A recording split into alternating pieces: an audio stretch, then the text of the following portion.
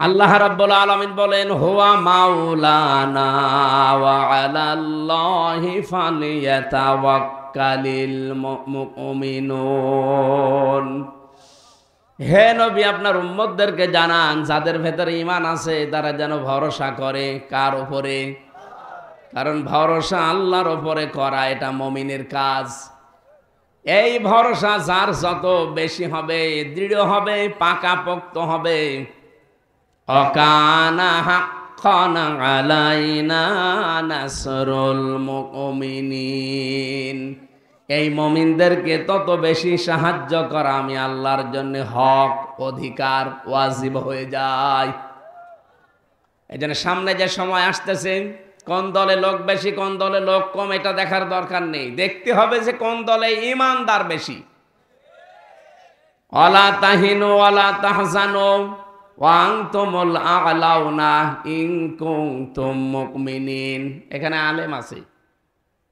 আল্লাহ পাক বলেন কোনো চিন্তা নেই, কোনো ভয় নেই, এমনকি দুর্বল হয়ে যাবে না, মনক্ষুণ্ণ হবে না, নিজেকে ছোট ভাববে না, ভয়ও পাবে না, চিন্তার তো কারণই নেই। ওয়া আনতুমুল আ'লাউনা, তোমরাই বিজয় হবে। আরবি গ্রামার দিয়ে যদি আপনি আয়াতটা মিলান দেখবেন আয়াতটা ভুল। ওয়াংতুম আ'লাউনা ছিল, আ'লাউনার আগে আলিফ লাম দিয়ে এটাকে আল্লাহ মারেফা বানিয়ে দিয়েছেন। অথচ গ্রামার অনুযায়ী আমরা পড়েছি মুবতাদা যদি মারেফা হয় খবর হবে সব সময় নাকেরা, অনির্দিষ্ট হবে। অথচ আল্লাহ এখানে আলিফ লাম দিয়ে এইটাও মারেফা বানিয়ে দিয়েছেন। খবর যদি মারেফা হয়ে যায় কোন সময়, ইফিদুল হাসরা, হসরের ফায়দা দেবে, বাংলা অর্থ দাঁড়াবে হবেই। আল্লাহ বলেন ভয় নেই, চিন্তা নেই, তোমরা বিজয় হবে না, হবেই। ইন কুনতুম মুমিনিন, শর্ত একটা, যদি মুমিন হতে পারো। সুতরাং মুমিন হওয়ার দায়িত্ব কার? আল্লাহ। আল্লাহ মুমিন হবে, আল্লাহ তো মুমিন আছেই, অনেক তো মুমিন।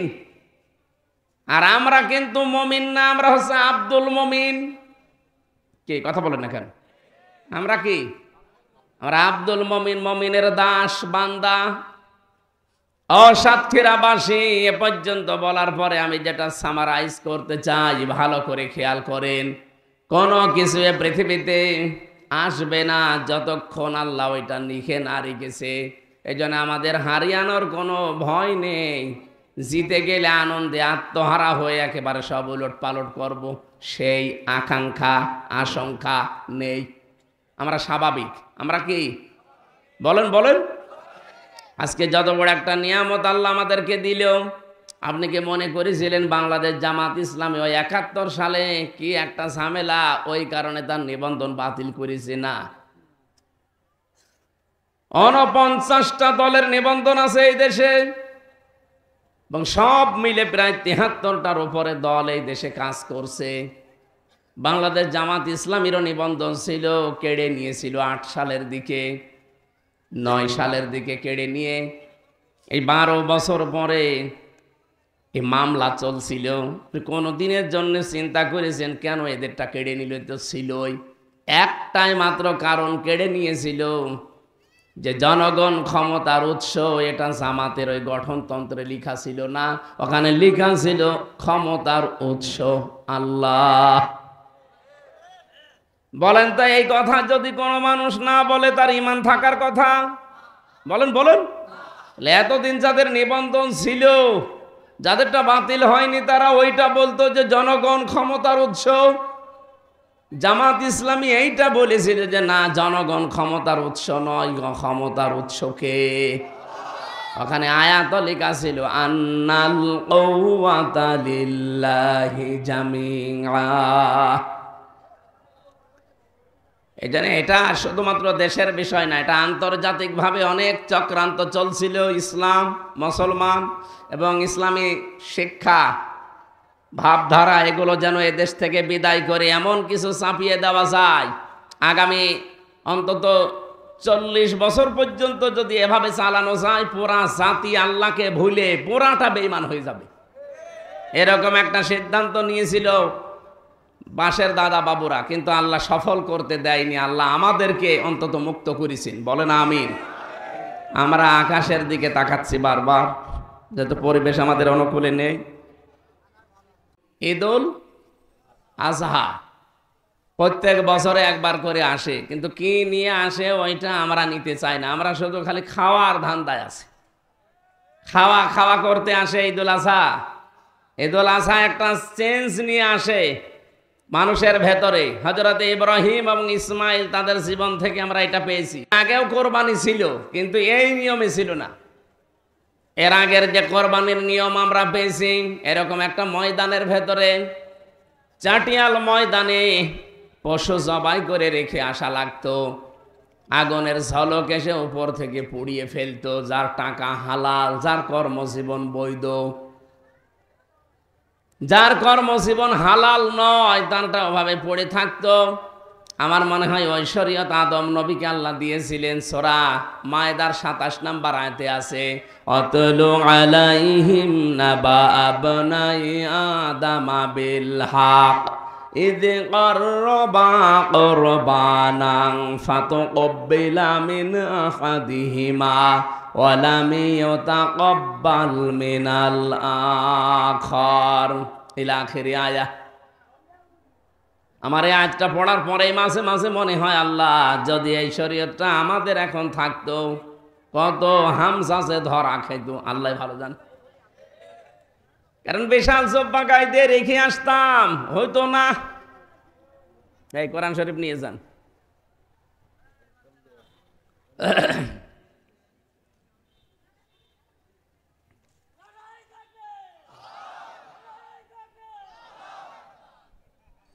এই তাকবীর আগে পরের দিন একটা প্রশ্ন এসেছে আমার কাছে, আরেকটা দিয়েছে মোবাইলে। প্রথম প্রশ্ন হচ্ছে, 5 ওয়াক্ত ফরজ নামাজের পরে মোনাজাত যদি না করা হয় তাহলে কি তারা জাহান্নামী হবে? কথাটা হাদিস সম্মত কিনা বিস্তারিত জানতে চায়। এই প্রশ্নের জবাব হচ্ছে, নামাজ শুরু হয় তাকবীর দিয়ে, আর নামাজ শেষ হয় সালাম দিয়ে। নামাজ শুরু হবে কি দিয়ে? তাকবীর কি? আল্লাহু আকবার, এই যে নামাজ শুরু হয়ে গেল। আর শেষ হবে আসসালামু আলাইকুম রাহমাতুল্লাহ, এই শেষ নামাজ। এরপরে আর নামাজ নেই। এরপরে যদি আপনি কিছু করতে চান, সেটা নামাজের বাইরে। এটা দোয়া দরুদ পড়েন, মোনাজাত বলেন, যাই বলেন, যা করবেন, ওটা নামাজের ভেতরে আর নেই। সুতরাং আমাদের এই বাংলাদেশ, ভারত, পাকিস্তান, এই 3টা দেশে আমরা বেশি পাই। ফরজ নামাজের পরে আমরা এই যে সম্মিলিত যে মোনাজাত জোরে জোরে করি, এটা নামাজের অংশ নয়।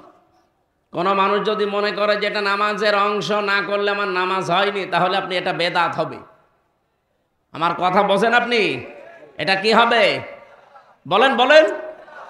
এই বেদাতটা কেউ মনে করবেন না। হ্যাঁ, আপনি নামাজ শেষ হয়ে গেছে, 10টা জায়গায় দোয়া কবুলের গ্যারান্টি আছে, তার ভেতরে ফরজ নামাজ পড়ার পর এটা যে হাত তুলেই করা লাগবে, বিষয়টা এমন না। আপনি মনে মনে দোয়া করেন, অথবা আল্লাহু আকবার 3 বার, আস্তাগফিরুল্লাহ 3 বার, আল্লাহুম্মা আনতাস সালাম ওয়া মিনকাস সালাম এটা 3 বার বা 1 বার পড়েন। এরপর আয়াতুল কুরসি 1 বার। আরও কিছু দোয়া দরুদ আছে যেগুলো রাসূলুল্লাহ পড়তেন, ওইটা মাসনুন দোয়া দেখে নেবেন। সুবহানাল্লাহ 33 বার, আলহামদুলিল্লাহ 33 বার, আল্লাহু আকবার 34 বার, এইগুলো পড়ি। এখন আপনার মনে যত কিছু লাগে আপনি বাংলায়, আরবিতে, ইংরেজিতে বলেন, আল্লাহকে বলেন। আর আমার যতটুকু কোরআন হাদিস পড়ে ধারণা, মানুষের দোয়া সবচাইতে বেশি আল্লাহ শোনেন, কবুল করেন সেজদায়। কোন সময় বলেন বলেন? কিন্তু ফরজ নামাজে এবং ওয়াজিব নামাজের সেজদায় গিয়ে আপনি মাতৃভাষায় দোয়া করতে পারবেন না। এই যে বাংলায় এটা করা যায় নফল নামাজে, সুন্নত নামাজে, তাহাজ্জুদের নামাজে একেবারে সেজদা দিয়ে রাখেন আধা ঘন্টা, 45 মিনিট, 1 ঘন্টা। আমি নিজে জেলখানায় এই 3 বছর একটা সেজদায় আমার মনে হয় 1 ঘন্টা 10 মিনিট, 20 মিনিট, 1.5 ঘন্টা কেটে গেছে। কারণ মানুষ সেজদার ভেতরে যদি মজা পায়, ও জীবনও আর মাথা তুলতে চাবে না। আর এমনিতেই 3 বছরে তো কোনো দিকে তাকাইনি, 24 ঘন্টা ঘরের ভেতরে তালা লাগানো। এই জন্য ওই আমার জীবনটাও এরকম ছিল। সেজদায় গেলেই অঝর নয়নে এমনি কান্না চলে আসতো। কারণ যোগাযোগ বিচ্ছিন্ন 3 বছর, কিচ্ছু জানি না বাইরের অবস্থা, খালি আল্লাহ আর আমি ছাড়া কেউ নেই ঘরের ভেতরে। সিসি ক্যামেরা দেওয়া 24 ঘন্টা আমাদের সাথে যেন কেউ কথা না বলে, এইরকম কঠিন করে রেখেছিল ওই জালেমরা। ওখানে সেজদায় যে আপনি নফল আর সুন্নত নামাজে, তাহাজ্জুদের নামাজে যত পারেন বাংলা, ইংরেজি, আরবি যা পারেন সব বলেন। আমার মনে হয় এই যে ফরজ নামাজের পরে মোনাজাত জোরে করবেন না আস্তে করবেন, হাত তুলে করবেন না হাত ছেড়ে দিয়ে করবেন, এইটা নিয়ে এলাকায় যেন কেউ গন্ডগোল করবেন না। এটা নামাজের অংশ নয়। কেউ করলে আপনার বাধা দেওয়ার দরকার নেই, কারণ একবারে বাধা দিতে গেলে আপনি যত বড় হুজুর হন এক দেবে চাটি, বলে হ্যাঁ বেশি বুঝু, এই হুজুররা কি কম বুঝতো? এজন্য আস্তে আস্তে এটা তোলা লাগবে, একবারে হবে না। আর যারা না করেন আপনারা মনে মনে যা পারেন করেন, আপনাকে বাধা দেওয়ার এখানে দরকার নেই, কারণ এটা হারাম হওয়ার কোনো বিষয় না। বেদাত যদি হয়ও, বেদাত আবার দুই প্রকার, বেদাতে হাসানা, বেদাতে সাইয়া। হাসানা মানে যেটার দ্বারা আল্লাহর, মানবতার, ইসলামের কোনো ক্ষতি হয় না। আমি নামাজ পড়ার পরে যদি আমি হাত তুলে মোনাজাত করি, আমার কোনো ক্ষতি আল্লাহর হচ্ছে? বলেন বলেন। হ্যাঁ, যদি নামাজিদের ডিস্টার্ব হয়, পেছনে যারা 2-1 রাকাত নামাজ পায়নি, আপনার জোরে জোরে কথা বলার দরকার নেই, যা বলবেন মনে মনে বলবেন। কথা বোঝা গেছে কিনা বলেন? এটা মারামারি করার কোনো বিষয় না। দ্বিতীয় নম্বরে প্রশ্ন দিয়েছিল, হ্যাঁ প্রশ্ন দিয়েছে একজন যে বেনামাজি মানুষের সাথে কোরবানির ভাগ দেওয়া জায়েজ আছে কিনা। বলেন তো পড়া কোরআন শরীফে কোরবানির কথা আল্লাহ যেখানে দিয়েছে, আগে কোরবানি না আগে নামাজ? বলেন বলেন। আগে নামাজ, ফাসাল্লি লিরাব্বিকা ওয়ানহার, আগে নামাজ পড়ো এরপরে কোরবানি করো।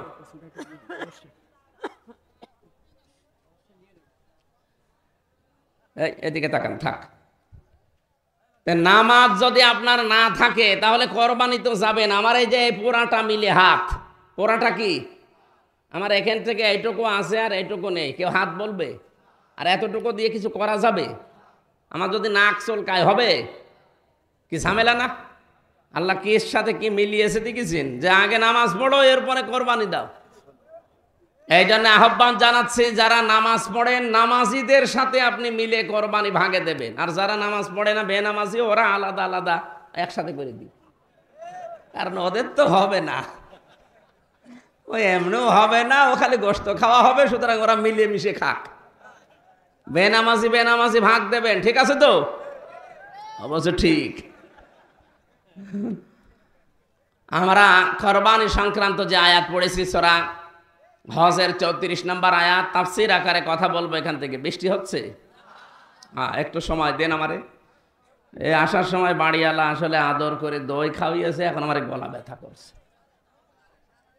দইটা না খাওয়াই ভালো ছিল।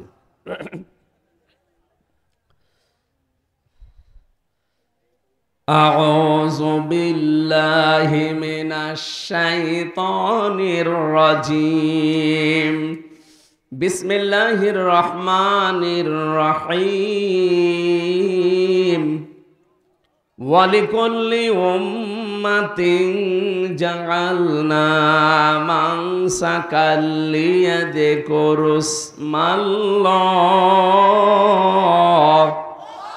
আলা মা রাযাকাহুম মিন বাহিমাতিল আনআম। সাদাকাল্লাহুল আযীম। এ পর্যন্ত থাক। সূরা হজ কোন সূরা? এটা কোন মাস? হজের মাস, জিলহজ। আজকে মনে হয় কয় তারিখ চলছে? আজকে 4 তারিখ না?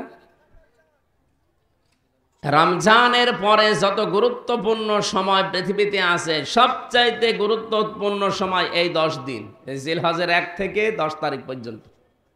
নবীজি বলতেন, এই 10 দিন যদি কেউ রমজানের পরে জীবনে পায়, তারে আমি নির্দেশ দিলাম সে যেন ইবাদত না করে মরে না। তাহলে ইবাদত কি? এই 10 দিনে কি করবেন ইবাদত? খালি বসে বসে সুবহানাল্লাহ পড়বেন? বলেন বলেন না। আল্লাহ পাক বলেন, কুনতুম খায়রা উম্মাতিন উখরিজাত লিন-নাস তা'মুরুনা বিল মা'রুফ ওয়া তানহাউনা আনিল মুনকার ওয়া তু'মিনুনা বিল্লাহ। সূরা আলে ইমরানে 110 নম্বর আয়াতের প্রথম অংশে আছে, 4 নম্বর পারার 3 নম্বর পৃষ্ঠার 2 নম্বর লাইনে আছে। রব্বুল আলামিন বলেন, এটা তাফসিরে ফি জিলালিল কোরআন থেকে আমি বলছি। আল্লাহ তাআলা বলেন, তোমরাই শ্রেষ্ঠ জাতি, শ্রেষ্ঠ উম্মত তোমরাই, শ্রেষ্ঠ মানুষ তোমরাই। কারণ মানুষের কল্যাণের জন্য আমি আল্লাহ তোমাদেরকে বাছাই করেছি, বের করেছি, এ দুনিয়াতে পাঠিয়েছি মানুষের কল্যাণের জন্যে। তাহলে আমাদের শ্রেষ্ঠত্বের কারণ প্রথম নাম্বারে আমাদের দ্বারা মানুষের কল্যাণ হওয়া লাগবে। আপনি এবার নিজে বলেন তো, আপনার বয়স যদি এখন 50 বছর হয়, আপনার দ্বারা কয়জন কল্যাণ পেয়েছে আর কত মানুষ বিপদে পড়েছে? আপনি নিজেকে হিসাব করে বলেন। আল্লাহর কাছে উত্তম হতে হলে যদি সত্যিই কিছু পেতে চান তার কাছ থেকে, আজকের এই ময়দানে যে 5টা চেয়ার এখানে দিয়েছেন, অবশ্যই এই মানুষগুলোর মর্যাদা এলাকায় আছে, না তো চেয়ার এখানে দিতেন না। আল্লাহ পাক বলেন, আমার কাছে একটা চেয়ার যদি তোমার তৈরি করতে হয়, কিয়ামতে কোটি কোটি মানুষ সব ঘামের ভেতরে হাবুডুবু খাবে। এই ময়দানে আমি কিছু মানুষকে একেবারে জায়গা মতো রেখে চেয়ারে বসতে দেব, আরশের ছায়া বলা হয় যেটাকে। এই জায়গায় চেয়ারটা তৈরি করার জন্য তোমার জীবনে কিছু শ্রম লাগবে, কিছু কাজ করা লাগবে। যতগুলো কাজ আছে তার 1 নম্বরে কাজ হচ্ছে আপনার দ্বারা মানুষের কল্যাণ হওয়া লাগবে।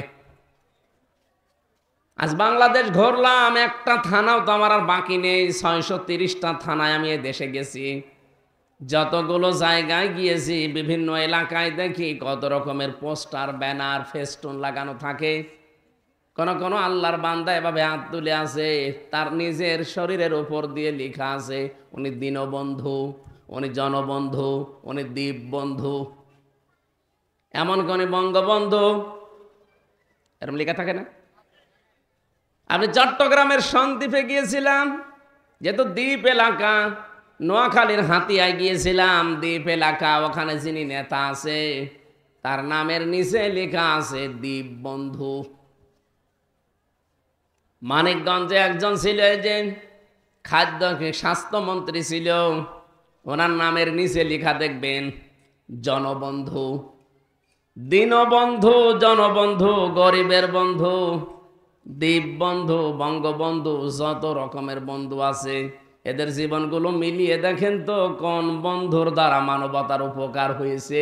শুধু তাদের আখের গোছানো হয়েছে, তাছাড়া কিছু হয়নি।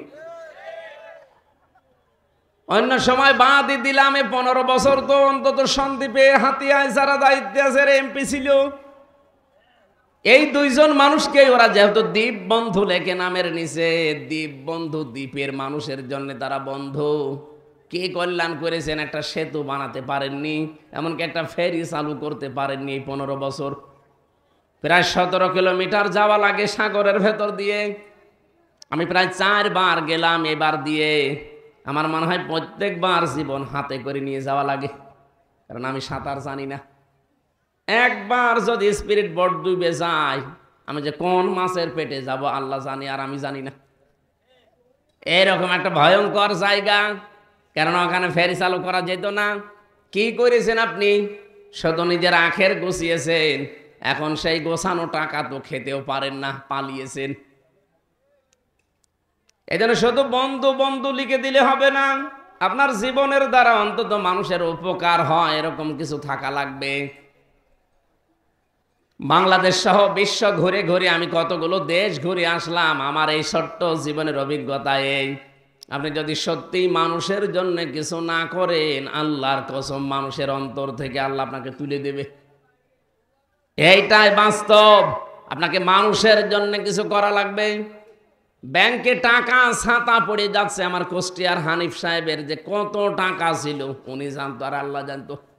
আপনাদের এই সাতক্ষীরা, বাগেরহাট, খুলনা, যশোর, এই 4 জেলায় প্রায় আমার মনে হয় অধিকাংশ মাছের ঘের থেকে আল্লাহর ওলি হাদিয়া তোফা পেত। এমনকি তার নিজেরও বিশাল বিশাল জায়গা ছিল। কি করেছেন আপনি? এই 15টা বছরের ভেতরে কত হাজার হাজার কোটি টাকার মালিক হয়েছিলেন। কি করেছেন আপনি? এখন তো নিজে থাকতেও পারেন না, ভোগও করতে পারেন না। কুষ্টিয়ার বাড়ি পর্যন্ত এখন অলরেডি শ্মশান হয়ে গেছে। কেন এমন কাজ করলেন আপনি? আপনার দ্বারা মানুষের উপকার যদি না হয়, আপনি কিসের মানুষ? এই যে ব্যাংকে হাজার হাজার কোটি টাকা আপনি রেখে দিয়েছেন, এগুলো সব এখন ছাতা পড়ে যাচ্ছে, কারণ আপনার সই ছাড়া তো তোলা যায় না। আর সরকার যদিও এখন বাজেয়াপ্ত করছে, করুক। আমার মনে হয় অবৈধ ইনকাম যাদেরই আছে শুধু 15 বছরে না, এই 54 বছরে যাদের অবৈধ ইনকাম সব যেন ইউনূস নিয়ে সরকারের কোষাগারে জমা দেয়। এটা চান না? এটা রেকর্ড হচ্ছে। যার যতটুকু আছে নিজের বৈধ ইনকাম বাদ দিয়ে বাম হাতের ইনকাম আপনি দুদকের কাছে দিলেই টের পেয়ে যাবেন। একটাও যেন না থাকে, সব নিয়ে আপনি দিয়ে দেন রাষ্ট্রের কোষাগারে। আমি কালকে একটা রিপোর্ট পেয়েছি, পদ্মা সেতু বানাতে যে টাকা খরচ হয়েছে ওই টাকা দিয়ে কমপক্ষে 4টা পদ্মা সেতু বানানো যায় ভালো করে, যদি টাকাগুলো পাচার না হইতো আর মারিং কাটিং। তারপরেও তো একটার খরচে 4টা বানানো যায়। যেই টাকা পাচার হয়েছে ওই টাকাগুলো যদি দেশে থাকতো কমপক্ষে 36টা সেতু বানানো যেত, পদ্মা সেতু। আজ রাজবাড়ির গোয়ালন্দ ঘাটে একটা সেতু পাওয়া যাচ্ছে না, ওদিকে চাঁদপুরের থেকে ভোলার একটা সেতু দরকার, ওখানে একটা সেতু নেই। কত জায়গায় এখনো পর্যন্ত এই ব্রিজ সেতু দরকার, এগুলো সব বানানো এই 15 বছরে সম্ভব ছিল যদি এই টাকাগুলো ওরা মেরে না খেত আর পাচার না করত। এদেশের দুর্ভোগের পেছনে সবচাইতে দায়ী এই 54 বছর যারা ছিল সবাই। শুধু 15 বছরের কথা বলবো না, উপকার আপনি করেননি। এই জন্য টাকা ব্যাংকে ছাতা পড়ে যায় আর আপনার কোনো হিসাব নেই। আমি আপনাকে দান করতে বলছি না, আপনি ওই টাকাগুলো দিয়ে অন্তত একটা ফ্যাক্টরি বানান। মালয়েশিয়া ছিলাম কয়েকদিন আগে, সিঙ্গাপুর, থাইল্যান্ড, ইন্দোনেশিয়া, বাহরাইন, কতগুলো দেশে ঘুরতে ঘুরতে আমি পাইলটকে জিজ্ঞাসা করতাম যে ভাই এদেশে এত উন্নত হয় কি করে। যতগুলো দেশে আমার এই হেলিকপ্টারে করে পাইলটে নিয়ে গেছে তারা বলেছে 2টা কারণে এই দেশ দাঁড়িয়ে গেছে, সিঙ্গাপুর, মালয়েশিয়া, থাইল্যান্ড। 1 নম্বরে এই দেশের ভেতরে কোনো দুর্নীতি নেই। 2 নম্বরে এই মানুষগুলো সময়ের ব্যাপারে খুব সেন্সিটিভ, সময়ের কাজ তারা সময়ে করবে। আমাদের দেশে এই 2টার একটাও নেই। সময়ের কাজ সময়ে করা হয় না। একবার বাজেট দিয়েছিল পদ্মা সেতুতে, একবারে হয়নি, 3বার বাজেট ঘুরিয়ে ঘুরিয়ে বেশি করেছে। যেখানে 10,000 কোটি টাকা হলে হয়ে যায় সেখানে 33,000 কোটির উপরে খরচ। কেন এত টাকা লাগবে কেন? যেভাবে টার্গেট দিয়েছিল ওই টার্গেটে বানিয়ে ফেললে কিন্তু এই বাজেট আর বাড়ানো লাগে না, আর এত সময়ও লাগে না। সিঙ্গাপুর 2004 সালের পর থেকে তারা দাঁড়িয়ে গেছে, অথচ দেশটা মাছ ধরে খাওয়া মানুষ, ওরা জেলে, ওর আশপাশে শুধু সাগর আর সাগর, মাঝখানে একটা দ্বীপ, 45 কিলোমিটার এ মাথা ও মাথা। এ সাতক্ষীরার চাইতে আমার মনে হয় 3 ভাগের 1 ভাগ। আমি তো সাতক্ষীরায় ঢুকেছি সে আসরের পরে, আর এখানে আসতে বাজলো রাত 9টা। কত বড় দেশ, 3.5 ঘন্টার উপরে শুধু সময় লেগেছে পর্যন্ত আসতে সে যশোর থেকে। অথচ সিঙ্গাপুরে এ মাথা ও মাথা মাত্র 1 ঘন্টা সময়ও লাগে না, 50 মিনিটে আমার শেষ। এতটুকু একটা দেশ, আজ বিশ্বে 257টা দেশের ভেতরে তারা 10 জন থাকলে 1 জন দাঁড়িয়ে গেছে, আর আমরা 54 বছরেও দাঁড়াতে পারলাম না। কারণ আমাদের সময়ের জ্ঞানটা নেই। 2 নম্বরে আমাদের মানুষের উপকারের মন নেই। পৃথিবীতে আল্লাহর কাছে ওই মানুষটাই দামি মানুষ। নামাজ পড়লে দামি হবেন না, রোজা রাখলে দামি হবেন না। মানুষ আল্লাহর কাছে দামি হয় ওইটা যার দ্বারা মানুষের উপকার হয়। আপনার দ্বারা যদি মানুষের 10টা কর্মসংস্থান তৈরি না হয়, একটা 10টা অটো কিনে বলেন যে 10টা অটো 10 এলাকার মানুষকে কিনে দিলাম, গরিব মানুষকে আপনারা চালাবেন।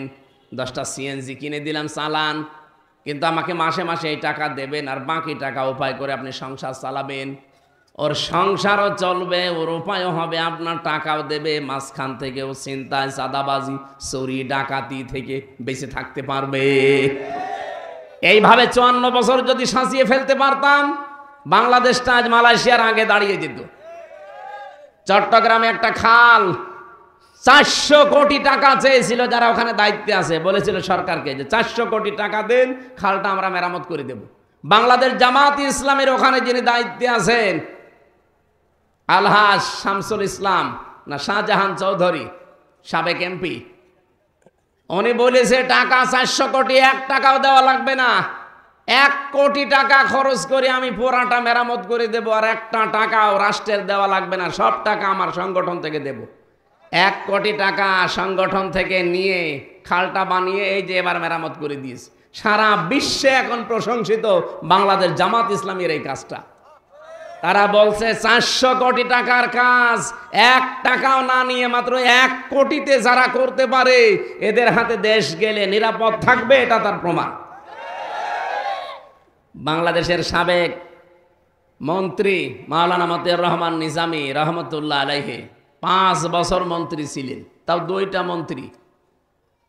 টাকা তো 1টা টাকা চুরি করে নাই, ডাকাতি করে নাই, মেরে খায়নি। দায়িত্ব পালন করার পরে 36 টাকা বেঁচেছিল, ওই টাকাটা ফেরত দিয়েছে। আপনি ভালো মানুষ খুঁজে পান না। ভালো মানুষ খুঁজতে কি আটরশি যাওয়া লাগবে, দেওয়ানবাগি যাওয়া লাগবে? আল্লাহর ওলি খুঁজতে উনি যায় দেওয়ানবাগি, রাজারবাগি, সুরেশ্বরী, আটরশি। কে বলেছে আল্লাহর ওলি গুলো? আল্লাহর ওলি তো ওইটা যেই লোকটা তার কর্মজীবনে সঠিক। হাবিল আর কাবিলের ঘটনা সেই ছোটবেলা থেকে পড়ি শোনায় না, শুধু শোনানোর জন্য না। হাবিলেরটা কবুল হয়েছিল, কাবিলেরটা কবুল হয়নি, কারণ একটাই, কাবিলের টাকা ছিল হারাম আর হাবিলেরটা ছিল হালাল। এই শরীয়ত বললাম না, এখন যদি থাকতো তো বাংলাদেশে কত হাসি আমরা ধরা খেতাম। মানুষ আমাদের সাথে আত্মীয়তা করাও বন্ধ করে দিতে, বলছে দেখতে তো ভালো মনে হয় কিন্তু ওর তো কর্মজীবন ঠিক নেই, তাহলে ওরটা কবুল হইল না কেন? ওই সময় কাবিল বলেছিল তোরটা কেন কবুল হয়ে গেল, তোরে আমি রাখবো না, মেরে ফেলবো। না, আরো বলবে তো যে ভাই আপনি তো আমার ছোট, তুই বয়সে আমার ছোট, দুনিয়ায় আমার পরে এসেছিস, তোর শরীরের শক্তি কম, তারপরও তোরটা কবুল হয়, আমারটা হয়নি। কেন হয়নি? আমি এটা আবিষ্কার করি, দেখি আমি তোর মতো হতে পারি কিনা। না, তোরটা কেন হয়েছে তোরেই মেরে ফেলবো। আমার মনে হয় এখন কাবিলের মতো কাজ অনেকে করছে। এই 54 বছরে আপনি তাদের মতো হতে পারেন না যাদেরকে জনগণ ভালোবাসে, তাদের মতো চরিত্র বানাতে পারেন না, তাদের মতো অর্থনীতি ঠিক করতে পারেন না, নিজে তো কিছু করে না, যারা ভালো কাজ করে বলে তোকেই মেরে ফেলবো, তোরে মানুষ এত ভালোবাসে কেন? এগুলো কি মানুষের কাজ না কাবিলের কাজ? এই কাবিলের ভাইরা ভাই অনেকে এখন দেশে ঘুরে এসেছে। ওই দিন হাবিল বলেছিল ক্বালা ইন্নামা ইয়াতাকাব্বালুল্লাহু মিনাল মুত্তাকিন। ও ভাই, আপনারটা কবুল হয়নি, এই জন্য আপনি আমাকে মেরে ফেলতে চান। কান খাড়া করে শোনেন, পৃথিবীতে মুত্তাকিদের ছাড়া কোনো কিছু আল্লাহ কবুল করে না। কথাটা বলতে গিয়ে তিনি ইন্নার পরে মা লাগিয়েছেন। ক্বালা ইন্নামা, মা শব্দটা যদি ইন্নার পরে আসে বাংলা অর্থ দাঁড়ায় কেবলমাত্র, একমাত্র, শুধুমাত্র, হবেই হবে, তবে, এরকম 33টা অর্থ আছে। হাবিল এটা জানাতে চেয়েছে ওই দিন যে ভাই শুধু আপনাকেই বলছি না, ইয়াতাকাব্বালু এটা মোজারে, বর্তমান, ভবিষ্যৎ, প্রেজেন্ট, ফিউচার, কিয়ামত পর্যন্ত আমাদের ভাই ভগ্গর দুনিয়ায় যারা আসবে, আমরা তো আদমের সন্তান, আমাদের মতো আমাদের ভাইরা বোনরা কিয়ামত পর্যন্ত আসতেই থাকবে। সবাইকে উদ্দেশ্য করে আজকে একটা ওয়াজ করলাম। ক্বালা ইন্নামা ইয়াতাকাব্বালুল্লাহু মিনাল মুত্তাকিন। আল্লাহ পাক শুধুমাত্র, কেবলমাত্র, একমাত্র মুত্তাকি যারা তাদেরটা গ্রহণ করে থাকে, তাছাড়া অন্য কারোরটা আল্লাহ গ্রহণ করে না। তাহলে কোরবানি কবুল হওয়াতে 1 নাম্বার শর্ত আপনাকে মুত্তাকি হওয়া লাগবে। মুত্তাকি মানে কি? আমার মতো বিশাল জব্বা গায়ে দিয়ে, টুপি মাথায় দিয়ে, হাতে একটা তসবিহ নিয়ে, দুনিয়ার কোনো খেয়াল নেই, শুধু সুবহানাল্লাহ পড়ছে, এটা মুত্তাকি না। মুত্তাকির সংজ্ঞা হচ্ছে আল্লাহর নিষিদ্ধ কাজগুলো ঘৃণা ভরে ছেড়ে দেওয়ার নাম মুত্তাকি। বলেন তো এই দেশে আল্লাহর নিষিদ্ধ বহু কাজ আছে, ইচ্ছা থাকার পরও ছেড়ে দেওয়া যায় না, এমন জায়গা নেই?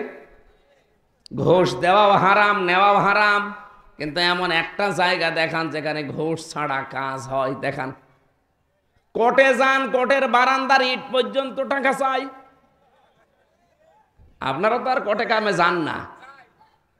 আমার বাবার মানে সে জোতার তলা ক্ষয় হয়ে গেছে এই 3 বছরে, কারণ আমি তো একটা ছেলে, ও পাগল হয়ে গেছে মুরব্বী।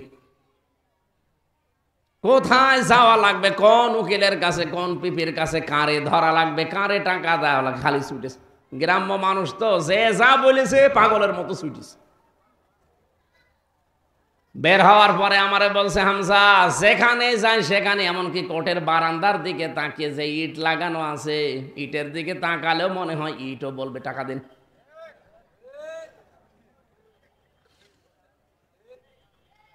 আমি যখন প্রথম গ্রেপ্তার হয়েছিলাম সে 10 সালে, ওই সময় যখন জেল থেকে বের হলাম তখন থানার হাজতে ছিলাম।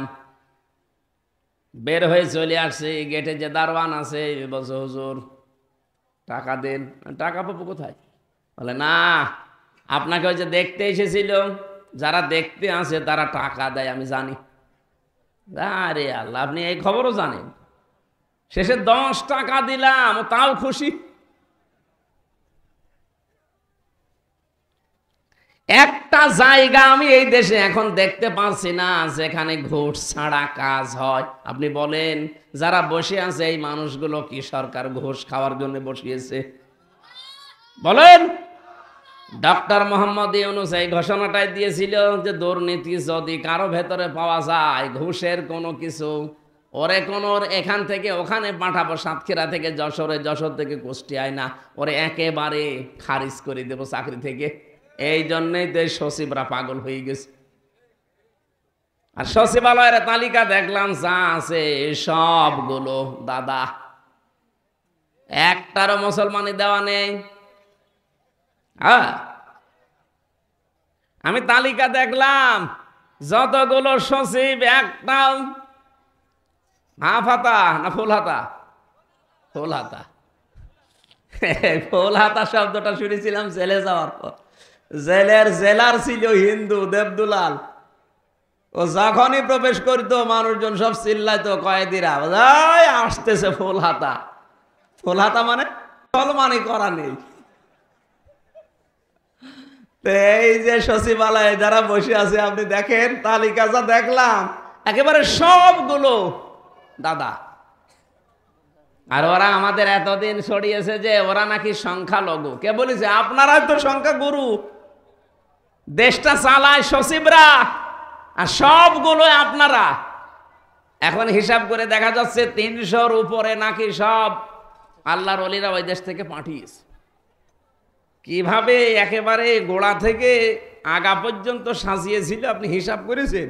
এমনি এমনি জ্বর ধরে বলতো যে 41 সালের আগে ফেরেশতা আজরাইল আসলে সরাতে পারবে না।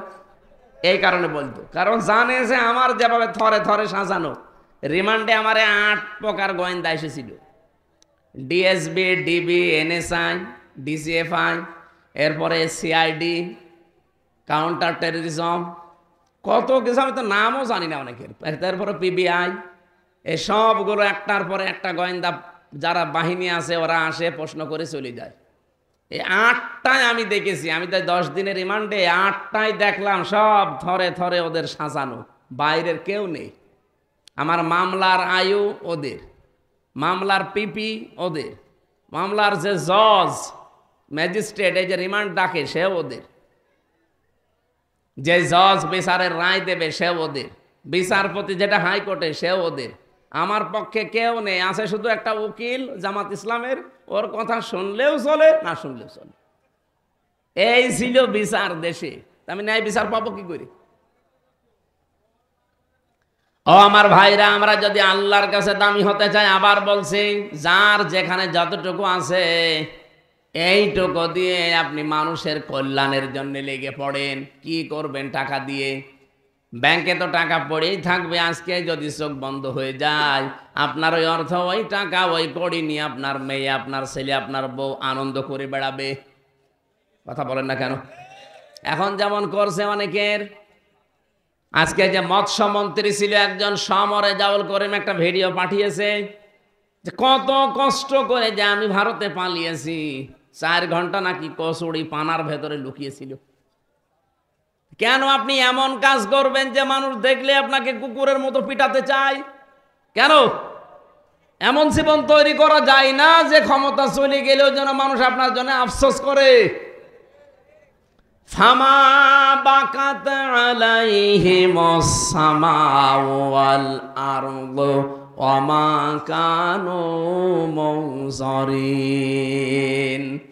রব্বুল আলামিন বলেন, এই পৃথিবীর ময়দান থেকে এমন মানুষ বিদায় নেয় যার জন্য আকাশেও কেউ কাঁদে না, জমিনেও কেউ কাঁদে না, ইন্না লিল্লাহ কেউ পড়ে না। এমন মানুষ নেই? আমি একটা দেখাচ্ছি, এই যে কালামানিক যেটা বিচারপতি ছিল, আমার মনে হয় এই শয়তান যদি মরে যায়, ওর জন্য ইন্না লিল্লাহ পড়া দূরের কথা, যদি 1 কোটি মানুষ কেউ কথা বলতে পারে, সবাই বলবে আলহামদুলিল্লাহ। আমি ডিবি অফিসে কয়েকটা অফিসারের নাম বলছি, এদেরকে আমি জেলখানায় দেখেছি। মানুষ এদের উপরে যে রেগে আছে, কারণ এরা যে ক্ষতি করেছে। ডিবির ডিসি ছিল মশিউর, কোন জেলায় বাড়ি আমি জানি না, অবশ্যই তার কানে এটা যাবে। আমি আপনাকে বলছি, সতর্ক করছি, জনগণের সামনে যদি আপনি পড়েন আর আমার সাথে যারা জেলে ছিল তাদের জীবন আপনি নষ্ট করে দিয়েছেন। ফুটবলের মতো পিটায় মানুষকে, ফুটবলের মতো। এতটুকু বাঁটু একটা মানুষ, ও বলে যে মানুষ না মানলে আমার ভেতরে জোশ আসে না। এরপর আমি ডিসি নজরুল ইসলাম মোল্লা, আর আমার দ্বারা দায়িত্বে ছিল বিশেষ করে কাউন্টার টেররিজমের প্রধান আসাদুজ্জামান গোপালগঞ্জের। আমি তার শয়তান দেখিনি। আমার মনে হয় যদি শয়তান দেখতাম তো এরকমই হতো, একটা টাটকা নির্ভেজাল শয়তান। মানুষ এরকম গালি দিতে পারে আমার বিশ্বাস হয় না। তাও আমার যাই হোক, আমার নামের আগে তো অন্তত হাফেজ লিখা আছে, মাওলানা মুফতি লিখা আছে, লিখা নেই? এটাকে আমি আন্দাজে লিখেছি, সার্টিফিকেট অর্জন না করে লিখেছি। আমি 6 মাস কয়দিনে হাফেজ হয়েছি কোরআনের। আমি মাওলানা শেষ করেছি, মুফতি শেষ করেছি, অনার্স মাস্টার্স করেছি বিশ্ববিদ্যালয় থেকে। একে না করে আন্দাজে, এগুলো আন্দাজে এখানে লিখে দিয়েছেন আপনারা। এগুলো লেখা দেখার পরেও লোকটা যে গালি দিত আমারে প্রতিদিন, আমার মা বাপ তুলে, অথচ নিজেই বলতো মাঝে মাঝে তোমার কোনো দোষ নেই, আমরা জানি, আমরা দোষ নেই, ছেড়ে দেন না। ওরা ইচ্ছা করলে বহু সহজ করে দিতে পারতো বিষয়টা, কিন্তু টাকাও খেয়েছে, কঠিনও করেছে। বাবারে বলেছিল যেদিন ধরে তার পরের দিন যে 50টা মামলা দেব যদি এখনই 10 লাখ টাকা না দেন। তো গ্রাম্য মানুষ বাবা তাড়াতাড়ি করে এদিক ওদিকে ধার ধর করে বলছে নিন, 8 লাখ টাকা দিয়েছে। গরিব মানুষ 8 লাখ টাকা ওই সময় দেওয়া একবারে, কিন্তু শয়তানরা কথা রেখেছে, টাকাও নিয়েছে, পরের দিন মামলাও দিয়েছে। তুই বললি কি যে আর মামলা দেব না, যা একটা হয়ে গেছে এই থাক, আবার টাকাও নিলি। আর আকিস গ্রুপের কাছে 32 লাখ টাকা নিস। ওরা ধনী মানুষ, ওদের কাছে ন্যায় নিক, না কর, যা করে করো। আপনি আমার বাবারে এভাবে কি করলেন? আর এখন মাঝে মাঝে নাম্বার কোথায় পেয়েছে জানি না, বলছে হুজুর মাফ করে দিয়েন। আরে মাফ করবো, আগে টাকা ফেরত দিন। মাফ তো করার জন্য আমি বসে আছি, কিন্তু টাকা তো ফেরত দেবেন। টাকা ফেরত দেওয়ার নাম নেই, আর আপনি বলছেন মাফ করে দিন। মাফ করে দিলেই হলো? আমার বাবার এত বড় ক্ষতি হয়ে গেল, টাকাগুলো ফেরত দেবেন না? আকিস গ্রুপের টাকাও ফেরত দেওয়া লাগবে। ও স্যারও আমার সেদিন বলিস যে আমার কাছ থেকেও বহুতবার এইভাবে টাকা নিয়ে নিয়ে আমারও অতিষ্ঠ করে তুলেছিল। তোমারে শুধু আমরা এই খতিবের চাকরি দিয়েছিলাম, এই কারণে ওরা আমাদের উপরেও টার্গেট করেছে। আমার ভাইরা, আমার বিষয় আমি শুধু টাচ দিলাম এ কারণে যে এই জুলুমের শিকার আমরা হয়েছিলাম। এখন ওরা হালকা পাতলা কিছু হচ্ছে, এই জন্যে নাকি ওরা আর পারছে না। অনেকে হার্ট অ্যাটাক করে মরে যাচ্ছে। আরে ভাই, কিছুই হয়নি। এ 15 বছরে ইসলাম বিশেষ করে আলেমদেরকে যা করেছেন, এর 100 ভাগের 1 ভাগও এখনো পাননি। যদি 5 ভাগও পান, আপনি টিকে থাকতে পারবেন না, এমনি মরে যাবেন। হাসপাতালের বেডে, জেলখানার ভেতরে এরকম মুরব্বী প্রিন্সিপালকে প্যারালাইজড এই মানুষটাকে ধরে নিয়ে আজ 8 বছর 10 বছর জেল খাটাচ্ছে জঙ্গিরে মামলা দিয়ে। হাজার হাজার আলেমের উস্তাদ সে লোকটা। মাগুরায় বাড়ি, শালিখা থানায় নাকি শ্রীপুর। আমি যখনই হাসপাতালে মাঝে মাঝে 2-3 মাস 4 মাস পরে একবার যেতাম, হাও মাও করে কাঁদ।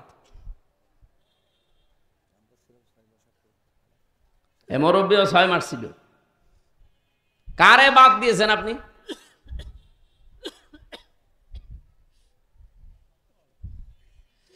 এই জন্য যাই হয়ে গেছে। আমরা এখন আল্লাহর কাছে যদি সত্যি প্রিয় হতে চাই, আমার দ্বারা মানুষের উপকার হওয়া লাগবে।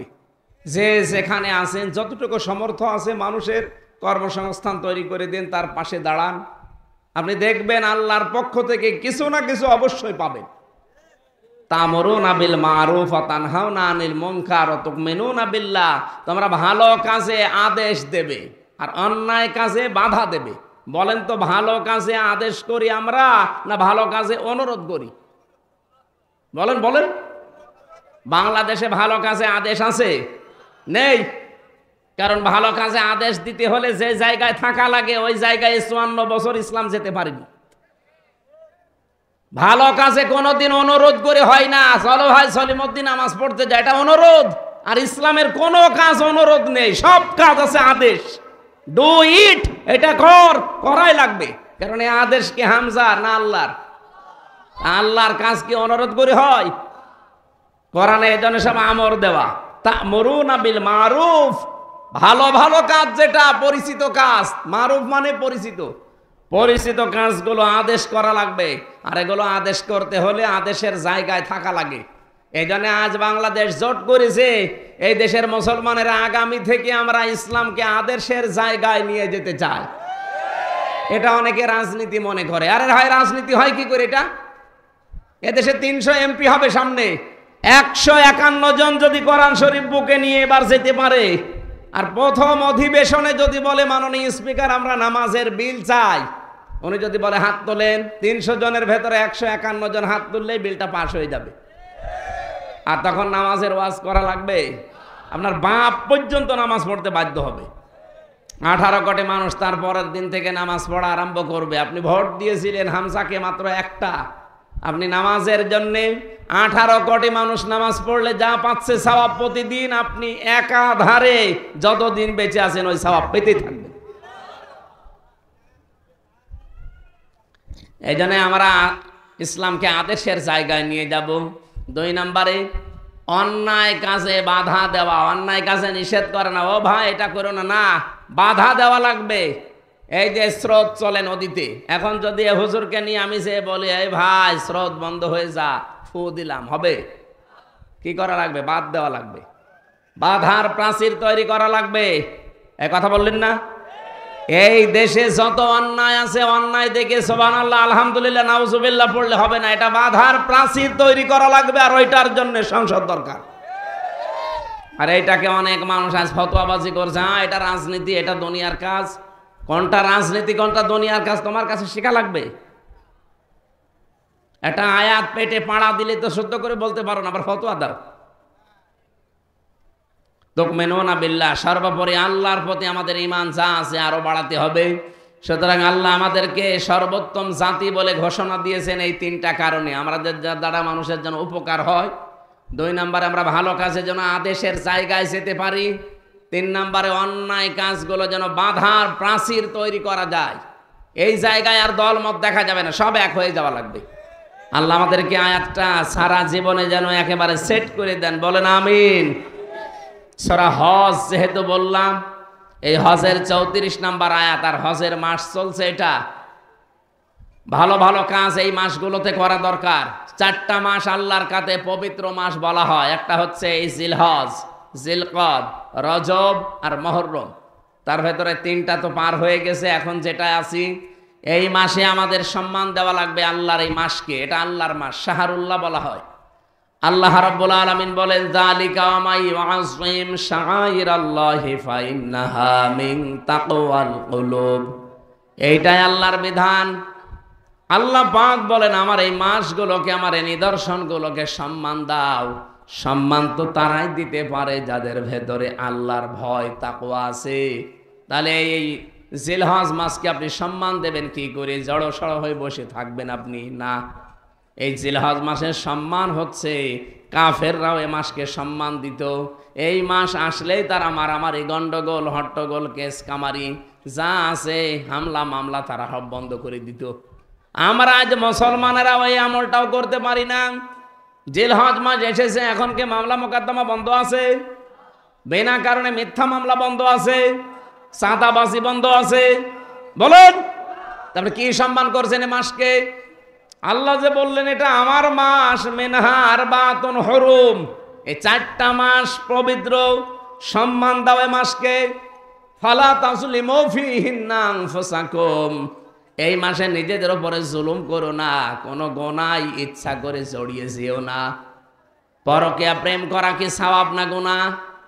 আরো জোরে।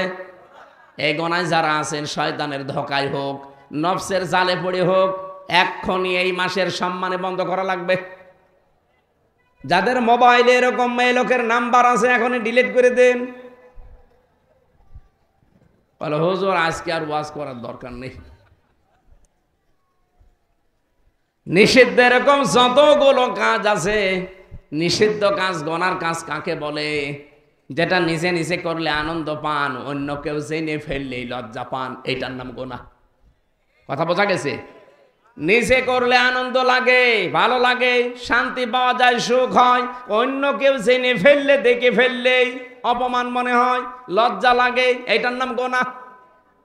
আমরা এই কাজ থেকে নিজেকে যত বেশি বিরত রাখতে পারবেন, আপনার ইমানের ভেতরে একটা অনির্বচন সুখ, আলাদা শান্তি আমার আল্লাহ দান করবেন। বলেন সুবহানাল্লাহ।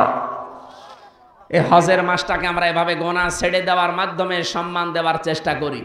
অলিকুল্লি উম্মাতিন জাআলনা মানসাকান, প্রত্যেক জাতির উপরে আমি একটা বিধান দিয়েছিলাম, সেটা নুসুক। কি বললাম? নুসুক মানে, নুসুকের 3টা অর্থ হয়। 1 নম্বরে নুসুক মানে কোরবানির পশু জবাই করা। 2 নম্বরে নুসুক মানে হজের কাজ কারবার এখন যেটা চলছে। 3 নম্বরে নুসুক মানে ইবাদত বন্দিগি। যেহেতু ওই 2টা এখন আমাদের জন্য না, প্রথমটা আমরা আসতে 5 দিন পর। নুসুক মানে কোরবানি দেওয়া। কেন কোরবানি তোমাদের আমি দিয়েছি জানো? লিয়াজকুরু ইসমাল্লাহি আলা মা রাযাকাহুম মিন বাহিমাতিল আনআম, যখন তোমরা পশু জবাই করো ওই সময় যেন আমি আল্লাহর নাম উচ্চারণ করতে পারো। তাহলে এখান থেকে একটা মাসলা বের হয়, পশু জবাই করার সময় নাম নেওয়া লাগবে কার? এই এলাকায় করেন কিনা জানি না, পশু জবাই করার আগে কি বলেন? বিসমিল্লাহি আল্লাহু আকবার বলা লাগবে, ওয়া দেওয়া লাগবে মাঝখানে। এ ওয়াটা দিলে, ওয়া না দিলেও আপনার কোরবানি শুদ্ধ হবে, কিন্তু ওয়া দিলে গুরুত্বটা বাড়বে। বিসমিল্লাহি আল্লাহু আকবার, আল্লাহর নামে এবং যিনি সব চাইতে বড়। এ কথাটা যদি কেউ নাও বলে মুসলমান, তারপরেও তার জবাই শুদ্ধ হবে, কিন্তু এটা বলা সুন্নাত। এটা নবীজি নিজে বলতেন। আল্লাহর নাম উচ্চারণ করেন, আল্লাহর নাম উচ্চারণ যেন তোমরা গবাদি পশু পাখি জবাই করার সময়, পশুগুলো জবাই করার সময় নিতে পারো, যেগুলো তোমরা রিজিক হিসাবে খেতে থাকো। তাহলে রিজিক হিসাবে খাওয়ার সিস্টেম আমরা পেয়েছি আমাদের জাতির পিতা ইব্রাহিম আলাইহিস সালামের পর থেকে। এর আগে সিস্টেমটা বললাম, আকাশ থেকে আগুন এসে পুড়িয়ে ফেলতো, খাওয়া যেত না। তাহলে আল্লাহ আমাদেরকে অন্তত এটা খেতে দিয়েছেন, এটা হাদিয়া আল্লাহর পক্ষ থেকে। কোরবানি মানে উৎসর্গ করা, কোরবানি মানে, তাহলে আমি তো আল্লাহর জন্য দিয়েই দিয়েছি, উৎসর্গ করেই দিয়েছি, ওইটা তো আর আমার দায়িত্বে থাকার কথা না।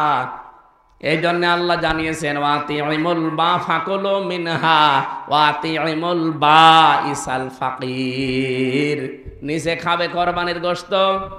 2 নম্বরে ফকির মিসকিন যারা, এরকম অসহায় মানুষ যারা ক্ষুধার্ত, এদেরকে দেবে। 3 নম্বরে এমন এমন লজ্জাশীল মানুষ আছে কিন্তু ক্ষুধার্ত, ওরা সম্মানের খাতিরে কিছু চাইতে পারে না, তার মানে গরিব আত্মীয় স্বজন।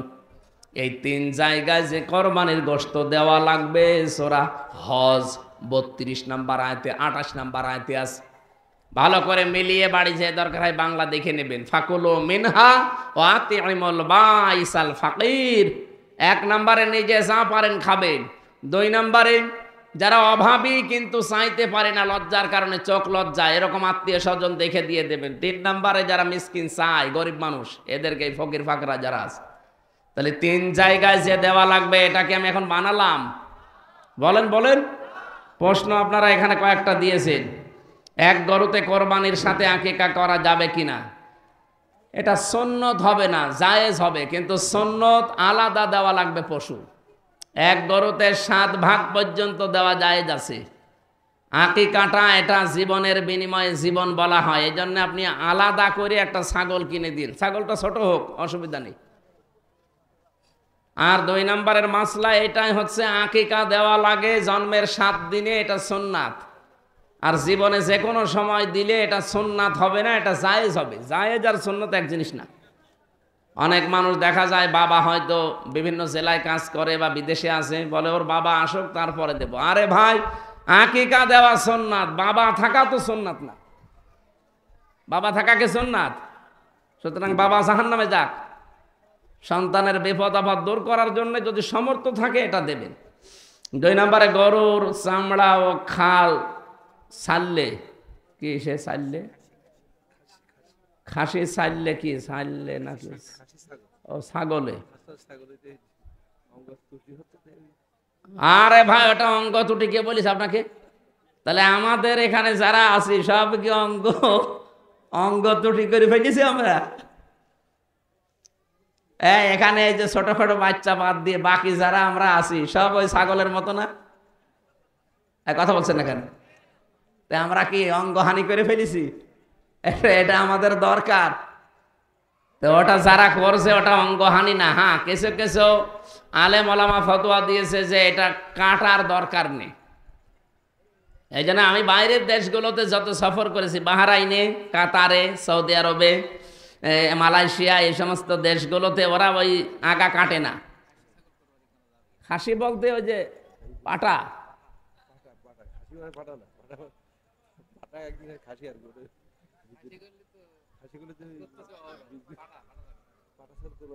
হ্যাঁ হ্যাঁ, জায়েজ নেই মানে ওইটাই দেবে, কিন্তু ওটার মাংস মনে হয় গন্ধ করে। আপনারা দরকার জাল বেশি, আগুন বেশি জ্বালিয়ে খাবেন, অসুবিধা নেই। যদি দিতে পারেন ওইটাই দেওয়া দরকার। এই খাসি পাটি এইগুলো আমি বুঝি না ভালো। যারা এই সমস্ত কাজ কারবার করে এদের সাথে থাকা লাগবে কিছুদিন। আর একটা প্রশ্ন আছে যে এই যে গরু আর ছাগল যারা জবাই করে গোশত বানিয়ে দেয়, এই গোশতই তাদেরকে পারিশ্রমিক হিসাবে অনেকে দিয়ে দেয়। না, এটা আপনার কোরবানি জায়েজ হবে না। ওর জন্য আলাদা কষায় ভাড়া করে রাখবেন। 2000, 5000, 10,000 টাকা দিয়ে আপনি 1.5 লাখ টাকা দিয়ে কোরবানি দেবেন, তো 4-5 হাজার টাকা কষাইকে দেওয়া যাবে না? ওটা আলাদা করে দেওয়া লাগবে, ওই গোশত দিয়ে শোধ দেওয়া যাবে না। আমাদের এইখানে কোরবানির প্রথম শিক্ষা পাচ্ছি আমরা যে কোনো কিছু জবাই করতে হলে কার নাম নেওয়া লাগবে? আল্লাহর নাম। আজ বাংলাদেশের বিভিন্ন দরবারে আমি বহু জায়গায় দেখেছি তারা আল্লাহর নামে জবাই দিচ্ছে না, ইয়া খাজা এটা বলে জবাই দিচ্ছে। আপনি যান, আমি দরবারের নাম বলছি না, এরকম কিছু কিছু জায়গায় আমি নিজে পেয়েছি ওরা আল্লাহর নাম বলে না। আমি 16 সালে হজ করে আসলাম, এসে একটা দরবারে গেছি, এই যে আমি নাম ধরেই বলি, ভাই আমার কপালে যা আছে হোক। এই যে 8রশি, ওখানে যাবার পরে যে আল্লাহর ওলি ওখানে শুয়ে আছে কিনা আমি জানি না, থাক উনি ভালো মানুষ হোক। এখন আমি যেই স্যান্ডেল খুলেছি, বসে স্যান্ডেল বগলে নেন, নিলাম যে এইভাবে যান। এইভাবে যাবো মানে এইভাবে যায়, এখন না গেলে তো ঢুকতে দেবে না, ঠিক এইভাবেই গেছি। এখন বের হব, চলে আসতেছি, পেছন ফিরে আবার এইভাবে বের হব। মানে কেন? নবীর রওজা ঘুরিয়ে আসলাম কয়েকদিন আগে, মনে হয় 10-12 দিনও হয়নি। এখানে তো এভাবে যাওয়া লাগে না, এভাবে আসা লাগে না, এটাকে নবীর চাইতে সম্মানিত মানুষ পড়ে আছে এখানে। বলছো এটা তোদের নবী, এটা আমাদের নবী। এই কাজ, এই বিশ্বাস যাদের ভেতরে, ওই মানুষগুলো মুসলমান আর থাকে? বলেন।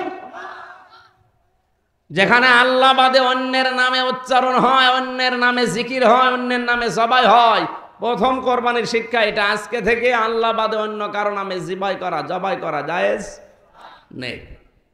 ফাইলাহুকুম ইলাহু ওয়াহিদুন ফালাহু আসলিমু, তোমাদের ইলা আমাদের ইলা একজন, সুতরাং আল্লাহর কাছে মাথা নত করা লাগবে। অবাশিরিল মুখবিতিন, যারা বিনয়ী, যারা বিনম্র, হে নবী তাদেরকে আপনি একটা সুসংবাদ দিন। কিসের সুসংবাদটা? হচ্ছে 4টা গুণ এদের পরবর্তী 35 নম্বর আয়াতে আল্লাহ দিয়েছেন।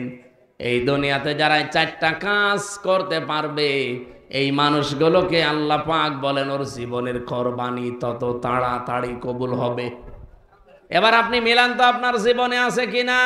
আল্লাযীনা ইযা যুকিরাল্লাহু ওয়াজিলাত কুলুবুহুম ওয়াস-সাবিরিনা আলা মা আসাবাহুম ওয়াল মুকিমিস সালাতি ওয়া মিম্মা রাযাকনাহুম ইউনফিকুন। রব্বুল আলামিন বলেন, এক নম্বরে যারা আল্লাহর নাম তাদের সামনে উচ্চারণ হলে ওদের অন্তরাত্মা কেঁপে ওঠে, অথচ এই গুণটা এখন আমাদের নেই। আল্লাহর কথা স্মরণ করালে কেঁপে ওঠা দূরের কথা, আরো আমাদের বৃদ্ধি বাড়ে। অথচ আল্লাহর নাম উচ্চারণ হলে যদি আপনার কোরবানি কবুল করাতে হয়, এই অভ্যাসটা তৈরি হওয়া লাগবে। আপনার ভেতরে কাঁপ ধরবে, ভেতর সন্তুষ্ট হয়ে যাবেন আল্লাহর কোন বিধানের কথা শুনলে। দুই নম্বরে ওয়াস-সাবিরিনা আলা মা আসাবাহুম, বিপদ আপদ তার উপরে যখনই আসবে এই বিপদের উপরে সে ধৈর্য ধারণ করবে। এই জন্য দুনিয়াতে, ভালো করে শোনেন, এই পৃথিবীতে ইসলামের উপরে টিকে থাকতে গিয়ে, ইসলাম মানতে গিয়ে যেই লোকটা যত বেশি কষ্ট সহ্য করবে, যত বেশি বিপদে পড়বে, ওর জীবনের কোরবানি তত তাড়াতাড়ি কবুল হবে। না, এটা বোঝেননি। আপনার ইসলাম মানা এই দেশে সবার সমান না।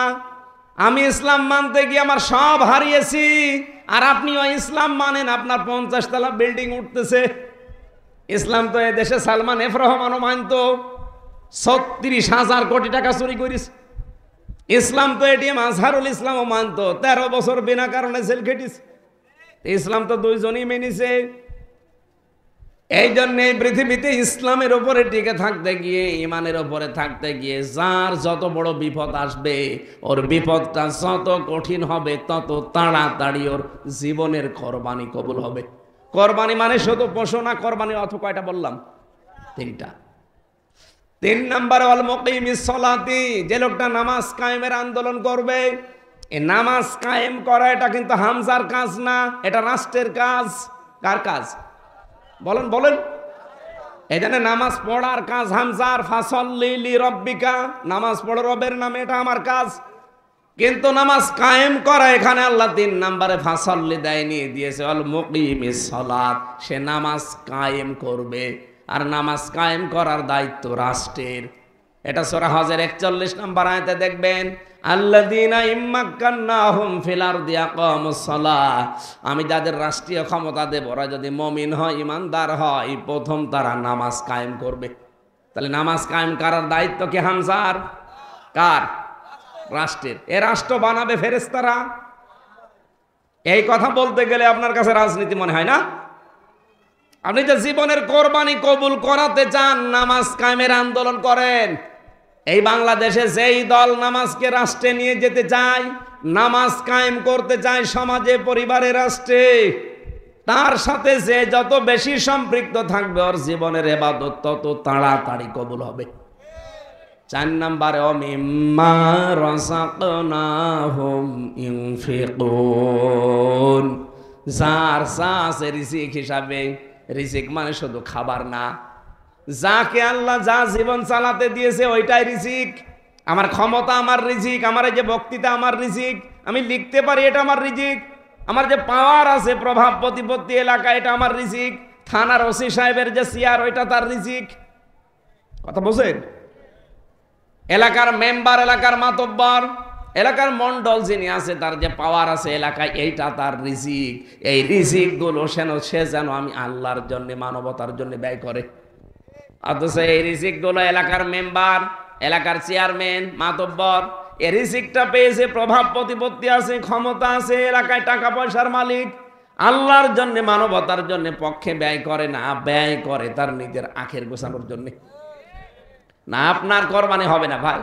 কোরবানি কবুল করাতে হলে রিজিক যা পেয়েছেন এটা খরচ করতে হবে আল্লাহর জন্য, মানবতার জন্য। এই 4টা কাজ আছে এখানে। আল্লাহ এই 4টা কাজে জড়িত থাকার তৌফিক এখন থেকে আমাদের দান করেন, বলেন আমিন। ঠিক আছে, আর কথা বলতে যাচ্ছি না, যেহেতু জায়গাও ভেজা। আপনাদের আর কোনো প্রশ্ন থাকলে বলেন। আমার মেয়েদের ওপরে লিখিত বই ছিল, জেলখানায় বসে লিখেছিলাম যে পারিবারিক জীবনে গন্ডগোল কেন হয় আর এটা মেটাতে হয় কি করে। গাড়িতে আসে যাওয়ার সময় মেয়েকে, বউকে, মাকে নিয়ে পড়াবেন। আর একটা বই আছে শিক্ষিত মানুষদের জন্য, সৃষ্টি নিয়ে। শিক্ষিত মানুষ যদি পারেন ওটা নিয়ে যান। সৌদির সাথে মিল রেখে রোজা ও ঈদ আদায় করা যায় আছে কিনা আমাদের বাংলাদেশে? এটা আর্নিক গতি, বার্ষিক গতি, এগুলো তো ভূগোলে যাওয়া লাগবে। সব দেশে এক সময় চাঁদ ওঠে। সৌদি আরবে এখন আমার শ্বশুর এই যে হজে গেছে, জিজ্ঞাসা করলাম কয়টা বাজে, আমি তখন বললাম আসরের নামাজ পড়ে বের হলাম না, তখন আমরা এশার নামাজ পড়বো। উনি বলছে আমাদের আসরের নামাজ শেষ করে আসলাম, মানে 3 ঘন্টা।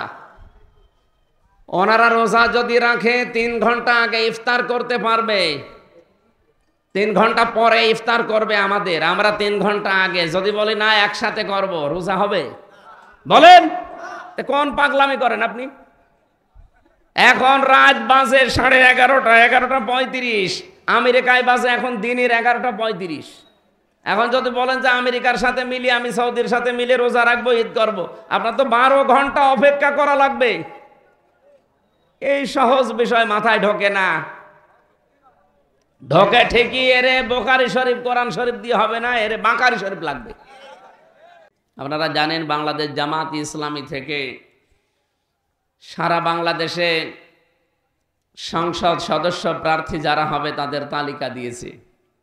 আমি জীবনে মেম্বারে দাঁড়াবো, চেয়ারম্যানে দাঁড়াবো, আমার কোনোদিন কল্পনা তো দূরের কথা, স্বপ্নেও দেখি না। কারণ আমি তো এই লাইনের লোক না।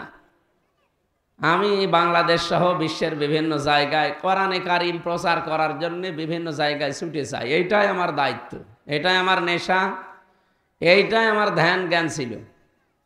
কিন্তু যেহেতু একামতের দিনে আমি নাম লিখিয়েছি, এই কারণে হঠাৎ করে মাথার ওপর একটা দায়িত্ব চাপিয়ে দিয়েছে।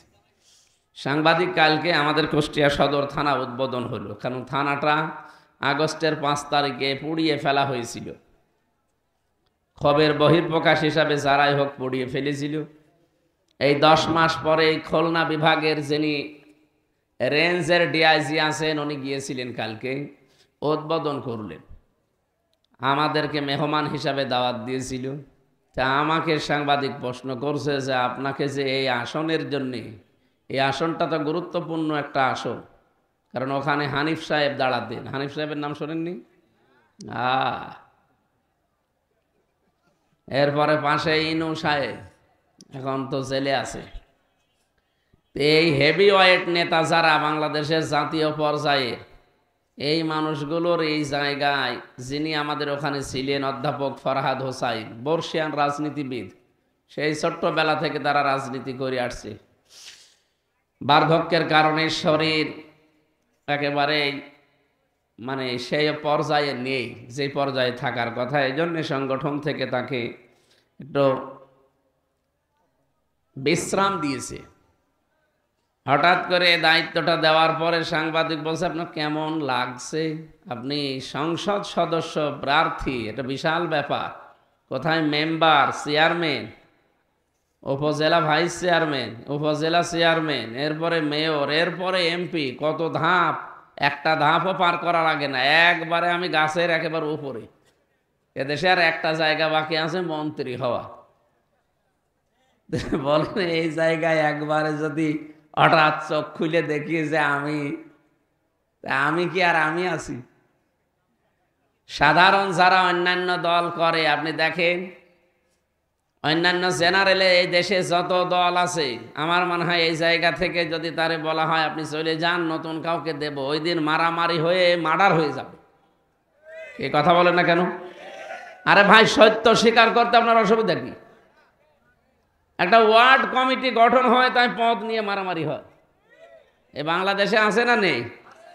আর একটা সংসদীয় আসন, যে লোকটা সারা জীবন ওখান থেকে চেষ্টা করে যাচ্ছে, আর সেই লোকটাকে বলে দিল সংগঠন, উনি একেবারে নির্দ্বিধায় হাসি মুখে বলছে ঠিক আছে, সামি'না আতা'না, শুনলাম মেনে নিলাম। এইটার নামই হচ্ছে একামতে দ্বীনের সংগঠন। ৭৩টা দল বাংলাদেশে কাজ করছে, একটার ভেতরে শুধু আমি এটা পেয়েছি, বাকি কোনোটাই আমি পাইনি। আপনি আমার দেখান যে এটা আছে, আমি আপনাকে এখনই মিষ্টি খাওয়াবো। লিকাইলা তাসাউ আলা মা ফাতাকুম ওয়ালা তাফরাহু বিমা আতাকুম। আমি সাংবাদিককে আয়াতটা বলেছিলাম সূরা হাদীদের 23 নম্বর আয়াত। আমি বললাম দেখেন, কোনো কিছু পেলে আত্মহারা হওয়া যাবে না, আবার কোনো কিছু হারিয়ে গেলে দুঃখ পাওয়া যাবে না। আমি যে 3টা বছর জীবন থেকে হারালাম এই ফ্যাসিস্টদের রসানলে পড়ি। যে মামলা দিয়েছিল, মামলা তো আর মামলা না, সব বানানো, এখন প্রমাণ হয়ে যাচ্ছে। এটিএম আজহারুল ইসলামের বিরুদ্ধে যে মামলা দিয়েছিল হাইকোর্ট থেকে এখন পুরাটা খারিজ করে দিয়েছে, খালাস দিয়ে দিয়েছে। তার মানে এই 13 বছর 14 বছর উনি জেলে ছিলেন, ওনার কোনো দোষ পাওয়া যায়নি, সবগুলো বানোয়াট, মিথ্যা আর উদ্দেশ্য প্রণোদিত। আমার মনে হয় এরকম যত মানুষ বিনা কারণে 2 বছর 5 বছর 10 15 20 বছর জেল খাটে, এরা যদি বেকসুর খালাস পায়, বেকসুর খালাস মানে তার কোনো দোষ পাওয়া যায়নি, এটাই তো নাকি? বেকসুর খালাস যারা পায় তাদের কি এতদিন পর্যবেক্ষণ করে দেখলাম যে কোনো দোষ নেই তার। যদিও জেলখানায় আটক করে রাখা হয় একটা নিয়ম নীতির ভেতরে, কেন? কারণ বাইরে থাকলে লোকটার পালিয়ে যেতে পারে, ক্ষতি হতে পারে, এই জন্য একটা জায়গা আটকিয়ে রাখে যে থাকেন, আপনার বিচার চলছে, রায় হওয়ার আগ পর্যন্ত আপনি দোষী এ কথা বলা যাবে না। ওনার যেহেতু 13-14 বছর পরে অলরেডি হাইকোর্ট থেকে, সুপ্রিম কোর্ট থেকে, আপিল বিভাগ থেকে একেবারে ফাইনাল রায় দিয়েছে যে উনি নির্দোষ, বেকসুর খালাস। তার মানে এই 13-14 বছর ওনার পেছনে লেগে থেকে কিছুই পাওয়া যায়নি, পুরাটা বানোয়াট। আমারটাও ওইটাই ছিল। আমার যে মামলা আমি 30 বারের উপরে তুলেছিলাম, সিএমএম কোর্ট, জজ কোর্ট, হাইকোর্ট, না জামিন হবে না, কারণ লাল দাগ দেওয়া ছিল। মাওলানা মামুনুল হক আর আমির হামজা, এই 2 জনের লাল দাগ মারা, আল্লাহর ওলি মেরে দিয়েছিল, এই জন্য হবে না। তাছাড়া একটা মামলা 30 বার তোলা লাগে? হ্যাঁ, 1-2 বার তুললেই তো মনে করে আর কত ঘোরাবো, যা 30 বার আপনি চিন্তা করেন। এক একবার মামলা তুলতে সিএমএম কোর্ট, জজ কোর্ট, হাইকোর্টে যারা কোর্ট কাছারিতে যায়, আদালতে যায়, জিজ্ঞাসা করেন, একবারে কমপক্ষে 60 থেকে 65 হাজার টাকা খরচ হবে এই 3টা আদালত মারতে, এমনি লিগাল ভাবে। তা আমার বাবার কত টাকা গিয়েছে, এই টাকাগুলো যারা নিলেন তারা কিন্তু জেনে বুঝেই নিয়েছেন। এই যে কাজটা করার পরে এই আগস্টের 5 তারিখের পরে মামলাটা তুলেছিলাম, এটা এখন আর জামিন না, পুরাই এটিএম আজহারুল ইসলামের মতো খারিজ করে দিয়েছে। আমি আদালতকে জিজ্ঞাসাও করতে গিয়েছিলাম যে এতদিন মামলাটা আপনার কাছে ছিল, তখন তো কিছু বললেন না, আর হঠাৎ এখন আপনি মামলা জামিন না খারিজ করে দিলেন, একেবারে বেকসুর খালাস। আমারে বলছো হুজুর আমার হাত বাঁধা ছিল, আমি কিচ্ছু করতে পারি না। আমি জানতাম যে আপনি নিরপরাধ, কিন্তু কি করব, লাল দাগ দেখলে আমরা ওগুলো সরিয়ে রাখি। এই ছিল দেশের বিচার ব্যবস্থা। এই 3টা বছর যে আপনি কেড়ে নিলেন, আমাকে যে একেবারে বেকসুর খালাস দিয়ে দিল, তার মানে প্রমাণ হয়েছে যে আমার অপরাধ এই 3 বছরে তারা তদন্ত করে একটাও পায়নি। কারণ মামলা দিয়েছিল আমি নাকি সংসদ ভবন ভাঙার জন্য একটা তরবারি নিয়ে একজনকে পাঠিয়েছি, অথচ সে সংসদ সদস্য প্রার্থী এখন বানিয়েছে কুষ্টিয়ার 3। আপনি বলেন যে সংসদ ভাঙার জন্য মামলা খেয়ে 3 বছর জেল খাটলাম, ওই সংসদে আমি জীবনে মরে গেলেও ঘেন্না করে যাওয়ার কথা? দ্বিতীয় মামলা দিয়েছিল আমি নাকি আনসারুল্লাহ বাংলা টিমের সারা বাংলাদেশের প্রধান। এটা যে কি আমি আজ পর্যন্ত জানি না। আমি ভেতরে গিয়ে একজনকে পেয়েছিলাম, আব্দুল মতিন, মনে হচ্ছে আল্লাহর দলের সভাপতি সারা বাংলাদেশের। ওনারে বললাম যে ভাই আপনি কয় বছর আছেন? 17 বছর। আপনি আল্লাহর দলের সভাপতি, সেক্রেটারিকে? বস আমার ছেলে। উনি সভাপতি, ওনার ছেলে সেক্রেটারি। এদেশে আর ওনার কেউ নেই, 2 বাপ বেটায় জেলে আছে। ভালো মানুষ নিয়ে যে তাল গল পাকিয়ে জঙ্গি বানিয়ে বিশ্বের দরবারে মোড়লদেরকে দেখাতো যে এই দেশে কিন্তু জঙ্গি ভরে যাচ্ছে, আপনারা যদি আমাদেরকে না রাখেন এই দেশ কিন্তু আর কন্ট্রোলে থাকবে না, আশপাশের প্রতিবেশী দেশগুলো মরবে। এখনো পর্যন্ত সেই বাজনা বাজাচ্ছে, কিন্তু জনগণ এবং বিশ্বের মোড়লরা আর খাচ্ছে না। কারণ 10 মাসে একটা জঙ্গি ধরা পড়ে নাই। কারণ জঙ্গির নাটক যে লিখবে, মহিলা তো পালিয়েছে। কথা বলেন না কেন? আর জঙ্গির নাটক যারা মঞ্চস্থ করবে, জনগণকে দেখাবে একটা ভালো মানুষ তুলে নিয়ে, এরকম মুরব্বী মাদ্রাসার প্রিন্সিপাল, এই মাগুরায় বাড়ি, কামিল মাদ্রাসার প্রিন্সিপাল আর একজন ফাজিল মাদ্রাসার প্রিন্সিপাল, দুইজনকে ধরে নিয়ে এসে 8-9 মাস 10 মাস এক জায়গায় দম করে রেখে হঠাৎ চুল দাড়ি বড় বড় হয়ে গেছে, বসে এই দেখেন বিশাল জঙ্গি ধরা পড়েছে, অথচ কিচ্ছু না। আমি তো নিজে প্রমাণ, আমার সাথে 7 মাস 8 মাস 10 মাস 2 বছর পড়ে আছে, কেউ জানে না, মাটির নিচে। আমারে তো 10 দিন রেখেছিল।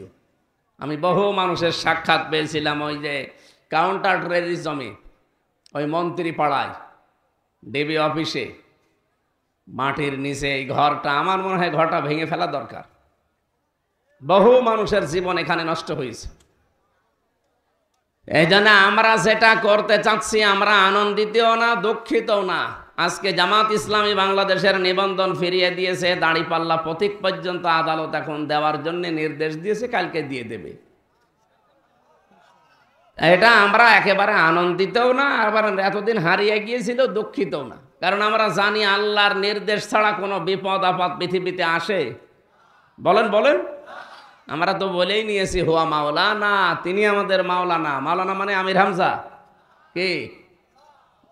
মাওলানা মানে আল্লাহ না, মাওলানা মানে অভিভাবক। যদিও আল্লাহকে আমরা মেন করি, মাওলানা মানে অভিভাবক, গাইডলাইন দাতা, পথ প্রদর্শনকারী।